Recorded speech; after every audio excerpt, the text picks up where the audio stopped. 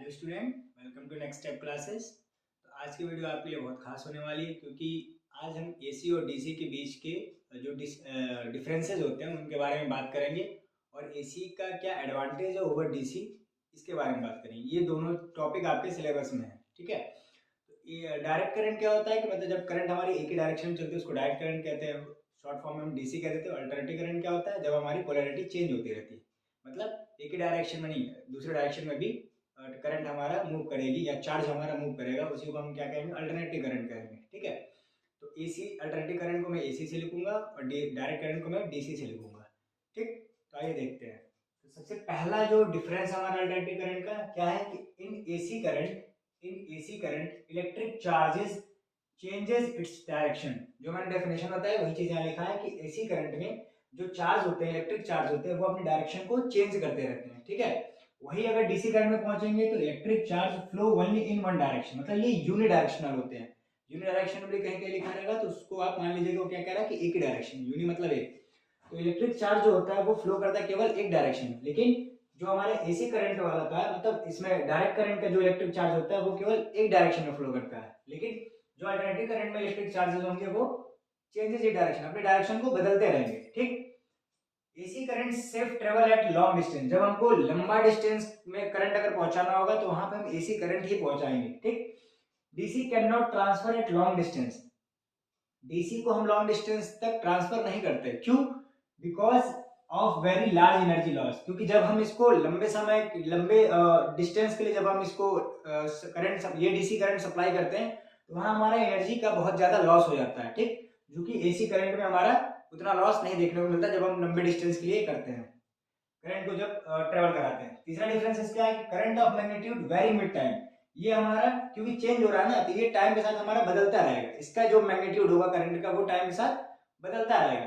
लेकिन current of magnitude very with time is constant, लेकिन DC current में जो टाइम के साथ इसका मैग्नीट्यूड हमेशा कांस्टेंट रहेगा। अभी एक डायग्राम के थ्रू आपको नीचे पता भी चल जाएगा।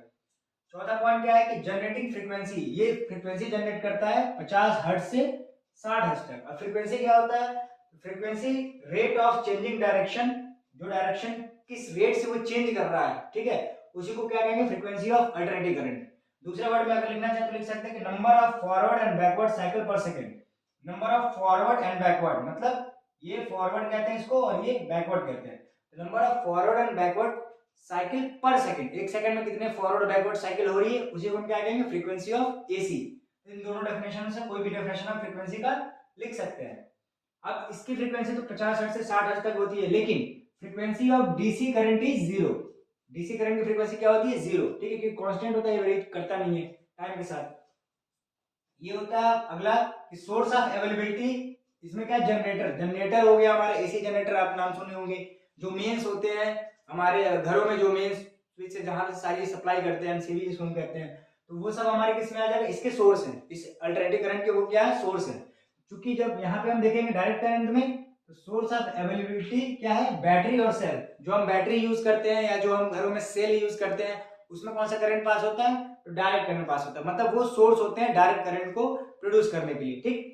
डायग्राम में अगर आप देखेंगे तो यहाँ देखिए ये पोलैरिटी हमारी प्लस माइनस ऐसे चेंज होती जा रही है। एक सर्टेन टाइम के बाद हमारी करंट की डायरेक्शन क्या हो रही है, बदल रही है, क्योंकि इधर करंट या वोल्टेज, करंट भी बोल सकते हैं वोल्टेज भी बोल सकते हैं, उसकी डायरेक्शन एक सर्टेन टाइम के बाद क्या हो रही है, बदल रही है।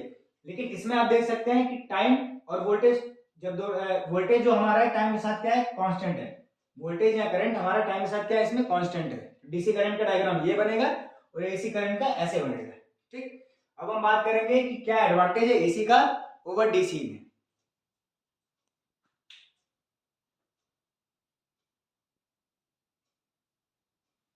तो स्टूडेंट, हमने डिफरेंसेस पढ़ लिए थे एसी और डीसी के बारे में। अब हम पढ़ेंगे कि एसी का क्या एडवांटेज है डीसी के ऊपर, ठीक है। तो 4 पॉइंट मैंने लिखा है, आपके एग्जाम में आएगा, आप ये 4 पॉइंट लिख देंगे तब भी काम आपका हो जाएगा, नंबर मिल जाएंगे। तो पहला एडवांटेज क्या है कि AC is less expensive and easy to generate than DC. DC के मुकाबले में एसी हमारा चीपर है या कम एक्सपेंसिव है और उसको हम आसानी से जनरेट कर सकते हैं, मतलब आसानी से उसको ऑपरेट कर सकते हैं, जनरेट कर सकते हैं, सोर्स से जनरेट आसानी से कर सकते हैं। दूसरा हमारा क्या है, AC can be transmitted long distance without much energy loss, मतलब जब लंबे डिस्टेंस की बात करेंगे तो वहां पे एसी में क्या होगा, लॉस बहुत ही ज्यादा कम होगा as compare to DC. DC में लॉस ज्यादा होगा, जैसा कि हमने डिफरेंसेस में भी पढ़ा था। तीसरा पॉइंट क्या आता है, the power loss during transmission in AC is less than compare to DC. मतलब जो पावर लॉस होता है वो एसी में हमारा कम होता है एज कंपेयर टू डीसी। ठीक, और चौथा जो सबसे इंपॉर्टेंट पॉइंट कह सकते हैं कि हम एसी को इजीली कन्वर्ट कर सकते हैं डीसी में, मतलब एसी को डीसी में बदल सकते हैं लेकिन डीसी को एसी में नहीं बदल सकते। तो एसी को हम इजीली किस में कन्वर्ट कर सकते हैं, डीसी में। किसकी मदद से, एक टर्म होता है रेक्टिफायर, जो 12th में आपको इसके बारे में पूरा पढ़ना है, तो बस ये वर्ड याद रखिएगा कि रेक्टिफायर की मदद से हम एसी को आसानी से डीसी में कन्वर्ट कर सकते हैं। तो ये सारे एडवांटेज डिसएडवांटेज थे इसके एंड डिफरेंसेस थे एसी और डीसी के बारे में, जो इसी साल आपके एग्जाम में ऐड हुआ magnetic field of electric current में। मैंने आज वो करा दिया, मैंने राइट हैंड थंब रूल और लेफ्ट हैंड रूल भी करा दिया था। और भी कोई वीडियो अगर आप मैग्नेटिक फील्ड से रिलेटेड चाहते हैं तो आप मुझे कमेंट सेक्शन में बताइए।